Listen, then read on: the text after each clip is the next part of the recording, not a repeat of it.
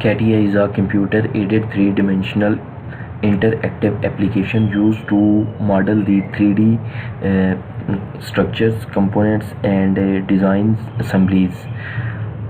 When you open the CATIA, this type of window will be open on your laptop screen, and you see on the top you see the menu bar. On the menu bar you will see different things like start, file, edit, view. I will tell you about these things later. First you are going to click on the start. On the start you see different platform to start the design, and different things, the infrastructure like the mechanical design. Mostly we use the mechanical design.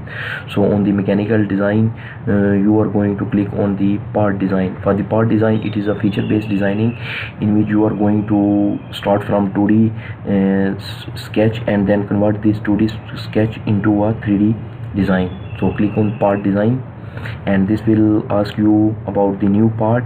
Enter the part name. We are going to enter the part name. I am going to name it basic, and under the basic you see different option to enable and disable, and make sure the enable hybrid design is enabled and click OK.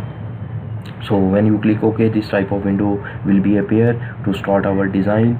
And on this window, on the top I told you this is the main menu. Under the bottom this is the toolbar, and under the toolbar this is the status bar to show you the status of your design or commands or the sketch commands. Like you see this select an object or a command, and on the left you see different features and different tools. Like this one is shaft, pad. I will tell you about these things later. This thing is called a compass. By using that compass you can rotate your model and to see it from different views. And this is called the sketch planes. For the sketching you must select a plane. So there is 3 plane is given, and on the left side you will see on the top this whole thing is called the design tree or design tree manager.